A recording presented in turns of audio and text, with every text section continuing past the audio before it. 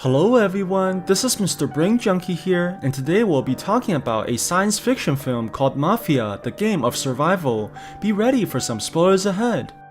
Sometime in the near future, a popular game show known as Mafia has taken the attention of the entire world, but no one knows who the real creator is. The game always starts with 11 people, where 9 are civilians and 2 are mafias. The civilians need to find out the identities of the mafias to win the game by voting the suspects out, but the oppositions can kill a person every night. Whichever side that's victorious will take home $1 billion, but the people who are voted out will die a horrible death. After assigning everyone their roles, the creator tells the people to introduce themselves, starting with an old man whose name is Luca. It's quickly revealed that he is actually a very wealthy businessman who gambles everything including his own life, as he has become tired of the routines of living. The only family that he has are his children, who are waiting to take all his money like vultures. What they don't realize is that Luca has already signed away his wealth, and the kids will never get a single penny after his death, but the old man assures everyone that he's not a mafia. The next player is a man called Eli, and he claims that he has nothing to lose, as he was diagnosed with cancer that will end his life in 3 months. He decided to enter this game to earn money for his family before death, but his wife only wants him to be with her in the remaining days instead of dying in front of the world. Very soon, the announcer begins introducing the 3rd and 4th contestants and tells the players that these 2 are actually playing for something else. It turns out that these people are dangerous criminals who decided to play this game to win back their freedoms. The younger man called Ivan assures everyone that he's falsely convicted, but this only causes the other criminal called Mr. Butcher to laugh at his face. The others begin introducing themselves as well, and just like the previous contestants, they all claim to be nothing more than innocent civilians. When everyone finishes talking, the announcer begins to count down immediately, as the players must now vote for who they think is the real mafia. This causes arguments between the contestants as they exchange insults towards each other, but a woman called Mary tells everyone to stop wasting time. Since nobody has any clue as to who the killers are, the girl decides to go by her first impressions and accuses a man whose name is Hero. Another man called Peter agrees immediately and tells everyone to vote right away, but this is quickly stopped by Mr. Butcher, who recognizes Mary from a TV show. He also remembers that Peter was infamous for trying to pursue the woman as her #1 fan, making them likely to be accomplices. It's quickly revealed that Mary was actually a popular dancer, but her career was destroyed by an accident that left her unable to walk anymore. Her fame quickly disappeared after losing the ability to dance, and she was not able to obtain the prosthetics, which are too expensive to buy. This gave her no other choice but to enter the Mafia game, as it was the only way for her to get back her life. Realizing that their cover is blown, Peter admits that this is true, but assures the players that they're not working together as mafias. The people find this hard to believe as they begin voting for the woman altogether, causing Mary to blame Peter for everything that's happening as she falls into tears. The man tries to save the girl by telling the people that he's the mafia, but this fails to convince the others as Mary is quickly voted out. The woman is forced to reveal her true identity by raising her hand, and the people are shocked to see that she's actually a civilian after all. Suddenly, the woman's chair begins to move as it brings her closer to the black sphere, and eventually consuming her body altogether, which causes her to fall unconscious. Mary is quickly brought into a place that's filled by rings and thunderclouds, where the lightning descends furiously from the sky. The energy begins chasing the woman as she runs desperately across the forest and trying to take away her life in the process. Mary is forced onto a cliff while the lightning approaches closer, giving her no other choice but to jump off as the energy kills her in the end. Her body is turned into dust inside the black sphere as the empty chair is pulled back into the platform, making the players realize that this can eventually be their fate as well. The creator is not impressed by the players' choice rejoices as the night begins to fall upon the city, which allows the mafias to kill a civilian without the others knowing. When the lights appear inside the building once again, the mafias have already chosen someone to be killed, and it's quickly revealed that the next victim is Mr. Butcher. This causes the man to burst out in anger as he shouts furiously at the other players, but Peter seems to be happy with the result as he blames the criminal for Mary's death. Very soon, the man is taken into the Black Sphere as well, and Mr. Butcher is brought inside a large building all by himself where numerous people are cheering on the balconies. The criminal quickly realizes that he's in danger when the two approaching men begins attacking him by using their weapons and kicking him towards the ground. Luckily, Mr. Butcher is able to retaliate as he begins fighting dirty and manages to kill one of his opponents. However, the enemies quickly regenerates and continues fighting back no matter how many times the man kills them and turns them into dust. After many rounds of battle, the criminal is eventually able to dispose the opponents permanently as he roars furiously towards the crowds in victory. The prisoners all cheer at the man's bravery as Mr. Butcher thinks that he has won, but this was all part of the creator's plan. The man walks backwards and trips onto the ground, causing him to smash into the rocks, which ends up killing him like a fool in front of everyone. They return back to the game once again, and the players must now vote for a second time to figure out the mafia's true identities. The timer begins to count down like before, and a mysterious man known as Constantine claims that he knows who the mafias are. It's quickly revealed that the man actually has a mutation in his brain that allows him to see the future, and he uses the ability to work as a crisis consultant for large companies. Constantine tells the people that Peter is the real mafia, as he was the one who killed Mr. Butcher to avenge Mary's death. Although the logic seems to make sense, the people have trouble believing the words of a stranger, but to their surprise, Peter actually agrees with the accusation. The people begin laughing at the man's foolishness, but Peter quickly reveals that Constantine's identity is mafia as well. This causes everyone to start voting for them both at the same time, but Peter eventually takes the majority as the prime suspect. The man laughs quietly and tells the players that they made a mistake, as he reveals that he's also nothing more than a civilian,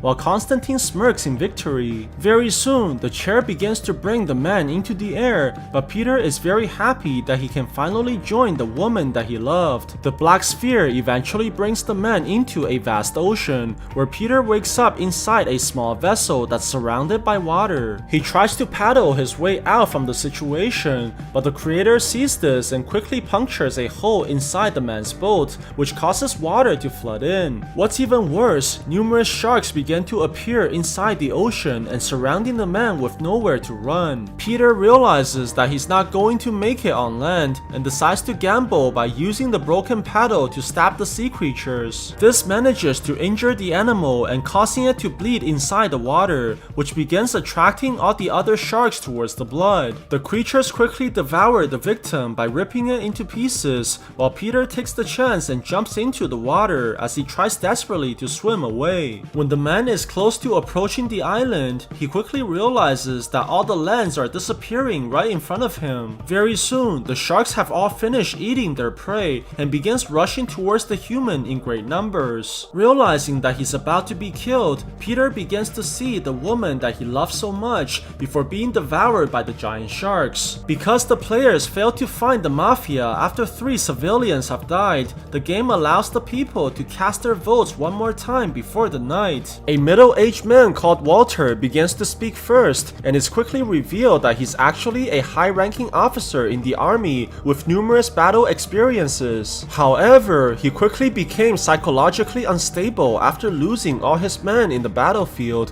which he believes that he's the only one to blame. Walter begins talking down towards the criminal sitting beside him as he despises the people who disobeys the law, but Ivan continues telling everyone that he's actually innocent. Their conversation is quickly interrupted by a woman called Larissa, who thinks that the officer is a bully, which causes the soldier to reveal Ivan's true crime. It turns out that the young man was a new graduate who was celebrating alongside his friends, but they carelessly crashed their vehicle into the walls. Ivan was able to survive alongside the driver, but 2 of their friends were killed inside the car during the explosion, which eventually brought them into the courtroom. Unfortunately, all the witnesses claimed that Ivan was the one driving that night, which caused him to be sentenced into prison right away. The young man desperately begs the people to believe him while the officer begins to argue with Larissa and suspecting that both Ivan and the woman are mafias. He quickly votes for the woman as he tries to convince the others to do the same, but his erratic behaviors only makes himself look very suspicious instead. This causes all the others to vote for him as a result, and eventually sentencing the officer to die as he shouts furiously towards all the players. He shows the people that he's also another innocent civilian and tells everyone that they're going to die as well. Very soon, the giant chair begins pulling the commander into the black sphere and eventually sending him into his worst nightmare. Walter is put into a reality where he's commanding all his soldiers, but the men are quickly ambushed by the enemies and killed one by one, eventually leaving him as the only survivor. The officer rushes out to face the opponents by himself as he tries to save his men, but is forced to witness the carnage that is caused by his incompetence. Before Walter has any time to mourn, he's quickly surrounded by the enemies in the building and eventually killed by the bullets just like his friends. After the officer's death, the time has come for the mafia to choose another victim as the night falls upon the city, while the people wait hopelessly for the results. When the lights eventually come back, the announcer tells the people that the mafia has chosen Larissa as the next person to be killed, but the woman doesn't seem to be afraid. It turns out that Larissa used to be a fabulous wife who has a great husband, but she slowly destroyed everything when she started drinking by herself. Her habits eventually ended her marriage by making her family abandon her, which caused her to stay inside her own apartment for many years. This all ended when one day she drove on the highway and saw an accident happen in front of her own eyes, where she managed to save a young man who turns out to be Ivan. However, Larissa reveals that she was also responsible for destroying the boy's life, as she was given a lot of money to falsely accuse Ivan as being the driver. She apologizes to the young man for causing him so much pain, but surprisingly, Ivan eventually decides to forgive her despite what she did. Very soon, the chair begins to bring the woman towards the black sphere as it prepares to send her into her nightmare as well. Larissa is brought into the sky as she wakes up in an airplane all by herself, but quickly realizes that the aircraft is heading directly towards a massive storm. The clouds begin to grow tentacles like it's somehow alive, eventually destroying the airplane's engines and causing it to fall towards the hurricane. The flight attendant tells Larissa to not worry, but is quickly pulled away by the winds that ripped open the entire plane and causing everyone to panic. The clouds eventually surrounds the people like a bunch of demons as they begin to twist the aircraft and shredding it into pieces while killing everyone who's inside. After Larissa is dead, only 6 players are remaining and the people still haven't found any of the mafias yet. Kiro thinks that the suspect is obviously Ivan, as he must have recognized Larissa from the beginning and killed her for his own vengeance. A young woman called Katia disagrees and thinks that it could also be Konstantin, as he told everyone to vote for Peter in the beginning, who turned out to be a civilian. Surprisingly, instead of arguing, Konstantin only tells the woman one of his prophecies, where she needs to go towards the triangular shape when she has nowhere else to run. Very soon, the voting quickly begins and the people's opinions are split between Ivan and Konstantin, which makes it unable to determine a majority. However, what the people didn't expect was for Konstantin to vote for himself in the end, which shocks all the players into disbelief, including the creator as well. This forces him to reveal that he is actually one of the mafias in the game before being brought towards the giant black sphere just like the previous victims. Konstantin is put into a dark stairway as he eventually finds a bunch of mirrors on the wall and is shocked to see himself becoming old very quickly. This causes him to cough continuously and fall onto the ground as he slowly dies from the process of aging, but the man doesn't seem to be afraid. He tells everyone that this was part of his plan as he successfully changed the course of the game from its original destiny. He claims that the creator will eventually lose because of what he did,